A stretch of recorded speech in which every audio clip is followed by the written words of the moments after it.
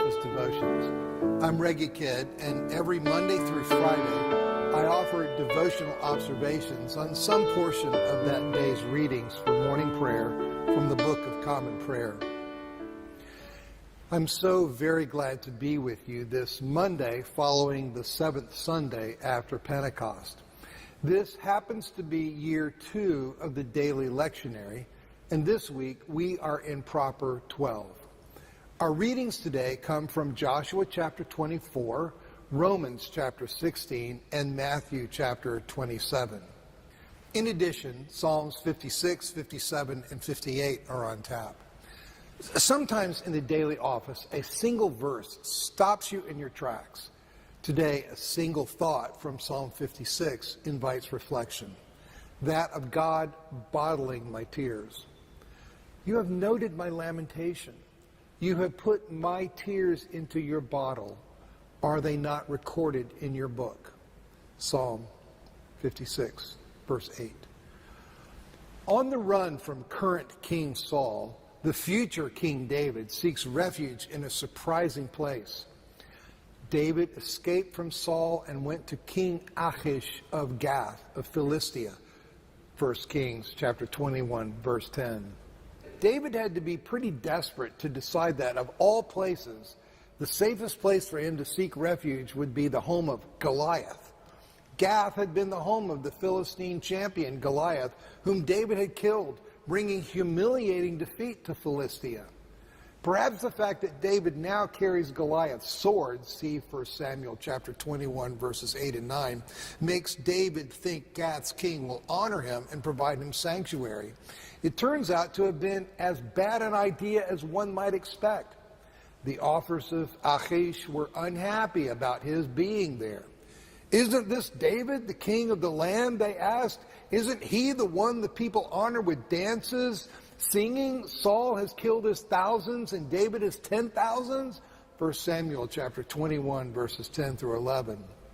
David, according to 1 Samuel chapter 21, verses 12 through 13, realizes his peril and plays a humiliating role.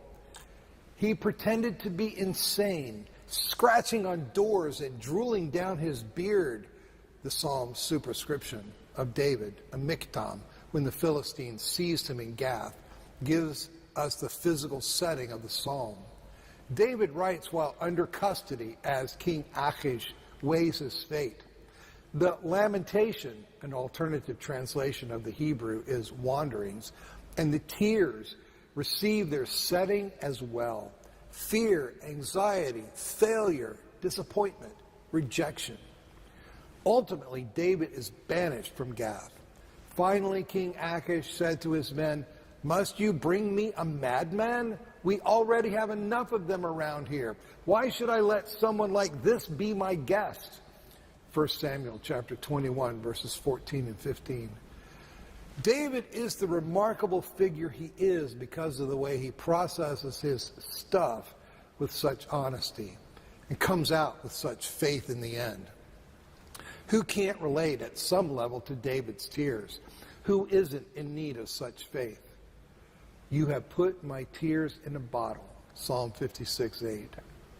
Despite his situation, despite being hounded, attacked, and betrayed, despite his own fears and heartbrokenness in his circumstances, David holds fast to the truth that he is not alone in his distress. Yahweh has such care for him that David envisions each of his tears being acknowledged, treasured, and preserved by his heavenly Father, his counselor, friend, and advocate. The God who sees every sparrow that falls has numbered every hair on our heads, and he knows each and every tear we have shed and will shed. He cares very much about the sorrow or fear or suffering we have endured or are enduring or will endure. He will give it meaning. He will make everything right one day. An aside. Brilliant poet that he is, David uses a wordplay to communicate the tightness of the emotional connection between Yahweh and himself. It is David's tears over his node, lamentation or wanderings, that God puts into his own node, bottle or skin. David can't help but create something beautiful and elegant out of a situation that is anything but beautiful and elegant. Think of David as the original singer of the blues. When I am afraid, I put my trust in you, in God whose word I praise. Psalm 56, verse 4. And this is repeated and expanded in verses 10 through 11. This I know, that God is for me. In God whose word I praise. In the Lord whose word I praise. In God I trust. I am not afraid. What rescues David from getting lost in despair is his trust in God, who makes and keeps promises. What sustains David is the trustworthiness of the God who speaks order in the midst of chaos, peace in the midst of strife, hope in the midst of despair. I pray we hear that voice in the midst of the chaos, strife, and despair all around us. This I know, that God is on my side. Psalm 56, verse 9. And I pray that you and I can hold on to this thought as David did in his day. May we cling to this thought even more firmly with the Apostle Paul, who, having seen its truth confirmed and transcended in the dying, rising, and ascended of Jesus, amplified it for us. If God is for us, who is against us? He who did not withhold his own Son, but gave him up for all of us, will he not with him also give us everything else? Be blessed this day.